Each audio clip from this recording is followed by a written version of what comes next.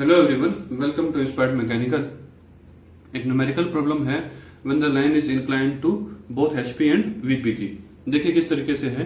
A line A B 65 mm long has its end a 20 mm above HP and 25 mm in front of VP. एक line है A B 65 mm लंबी, उसका and ए जो है वो 20 mm above HP है और 25 mm in front of VP है। ए की पोजीशन तो दोनों दे दी है, लेकिन अच्छी बात यह है कि बी की पोजीशन भी दे दी है। The end B is 40 mm above HP and 65 mm in front of VP. VP से आगे कितना है वो भी दे दिया है, जो कि नीचे बनता है। Draw the projections of A B and show its inclination with HP and VP. HP और वीपी से कितने डिग्री के एंगल बनाएंगे वो भी हमें बताना है। अब देखिए इस प्रॉब्लम को सोल्व कैसे करेंगे। सबसे पहले हम क्या करेंगे, एक रेफरेंस लाइन ड्रॉ करेंगे। रेफरेंस लाइन ड्रॉ करते ही इसका नाम देंगे आप एक्स और वाई। देखिए एक्स और वाई।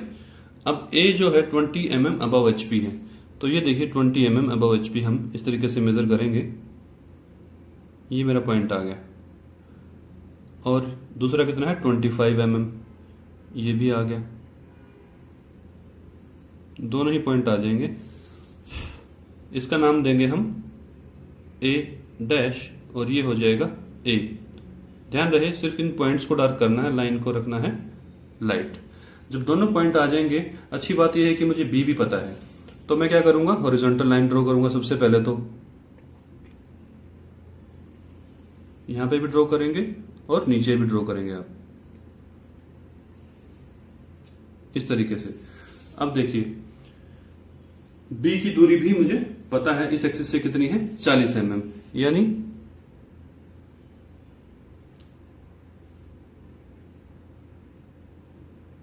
इस एक्सिस से 40 mm की दूरी पे ये हॉरिजॉन्टल लाइन ड्रॉ कर दूंगा मैं।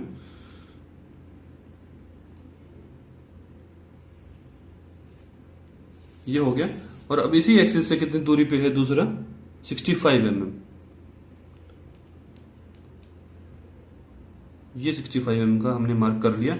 यहां भी हॉरिजॉन्टल लाइन आ जाएगी, यानी ये मेरे क्या निकल के आए हैं, locus of B dash and B. नीचे वाला है मेरा लोकस ऑफ बी और ये है लोकस ऑफ बी डैश। देखिए अब जैसे ही ये वैल्यू निकल के आ गई, तो मेरा पहला एजम्पशन क्या रहेगा कि इस लाइन पे कहीं ना कहीं मेरा बी आने वाला है और इस लाइन के ऊपर मेरा कहीं ना कहीं बी डैश आने वाला है। तो मैं सबसे पहले एजम्पशन क्या करूंगा कि मेरी लाइन क्या है, एचपी से एंगल बना रही है, वीपी से एंगल नहीं बना रही। जब एचपी से एंगल बना रही होगी तो जाहिर सी बात है फ्रंट व्यू में पूरी दिख रही होगी। कितनी दिख रही होगी, 65 mm दिख रही होगी। तो मैं क्या करूंगा, 65 mm कंपास को ओपन करेंगे। सबसे पहले 65 mm कंपास ओपन करके यहां आप कंपास रखेंगे और इस लाइन पे इस तरीके से कट करेंगे। जैसे इसको कट करेंगे उसके बाद आप इसको ज्वाइन करेंगे यहां से यहां तक। याद रहे इस लाइन को भी हम क्या रखेंगे, लाइट रखेंगे, क्योंकि इसका नाम है मेरा B1 डैश। पहली अजम्पशन है कि मेरी लाइन एचपी से एंगल बना रही है, तो इसका टॉप व्यू कैसे बनेगा। देखिए टॉप इसके जस्ट नीचे प्रोजेक्ट कर देंगे आप। इसको नाम देंगे आप B1 का, ठीक है। जैसे इसको B1 का नाम देंगे आप, उसके बाद दूसरा एजम्पशन क्या करेंगे, मेरी लाइन वीपी से एंगल बना रही है, ठीक है। वीपी से एंगल बना रही है, मुझे एंगल नहीं पता तो, लेकिन इतना तो पता है कि टॉप व्यू में पूरी दिखेगी। तो मैं क्या करूंगा, ए पॉइंट से मार्क करूंगा यहां से 65 mm इस तरीके से। ये 65 mm मैंने मार्क कर लिया।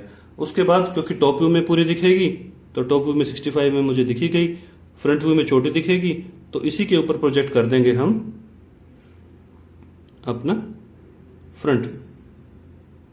यह आया मेरा B2 और ये आ जाएगा मेरा B2 डैश। देखिए पहली अजम्पशन हमने ली थी कि लाइन मेरी एचपी से एंगल बना रही है, तो फ्रंट व्यू में पूरी दिखेगी। मुझे यहां से यहां तक की दूरी पता थी, तो मैंने यहां से 65 mm कट कर लिया। और यहां से कितना mm कट किया, 65 mm। और ये दूरी कितनी थी 65 mm। ये भी 65 mm है, ये देखिए दोनों 65 mm है। जैसे ही ये मेरा कंप्लीट होगा, उसके बाद अगला स्टेप क्या रहेगा, ए पे कंपास रखिए और B1 जितना खोलिए, इतना खोल लीजिए और एक इस तरीके से आर्क लगा लीजिएगा। जैसे ही आर्क लगेगी आपको इस पॉइंट को ज्वाइन कर देना है यहां से A के साथ, इसको कर दीजिएगा डार्क। ये मेरा एक्चुअल टॉप व्यू है। उसके बाद चाहें तो आप इसी के ऊपर इस तरीके से प्रोजेक्ट कर सकते हैं, मेरा फ्रंट व्यू भी आ जाएगा, लेकिन इस तरीके से ना कीजिएगा। A' पे कंपास रखिए और B2' इतना खोलिए और एक इस तरीके से आर्क लगा दीजिए।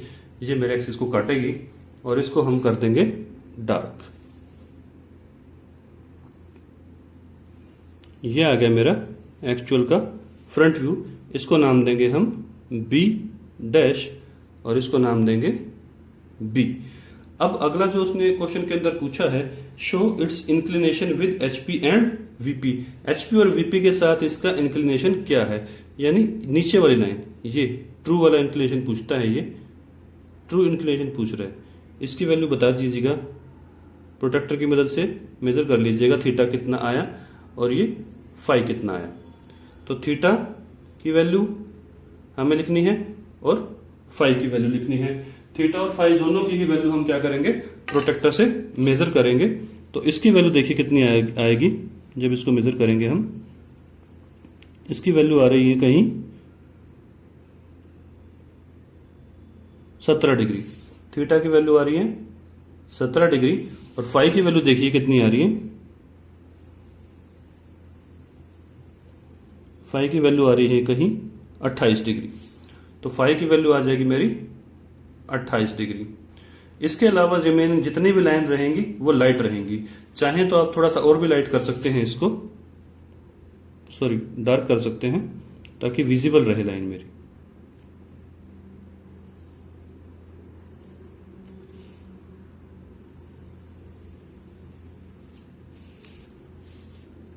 ये लाइन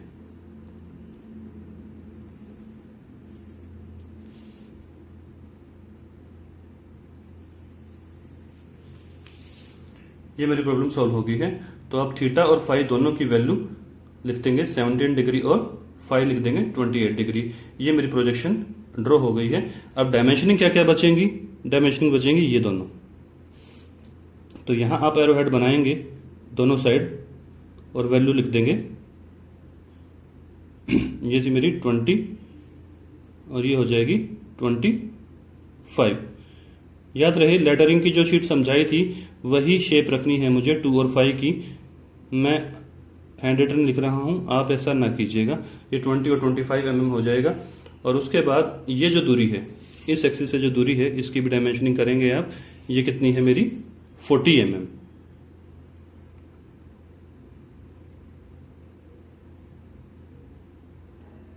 तो ये हो जाएगा 45 और नीचे वाला कितना हो जाएगा 65 mm। इसकी भी आप डायमेंशनिंग कर दीजिएगा इस तरीके से यहाँ पे 65 mm। Thank you very much.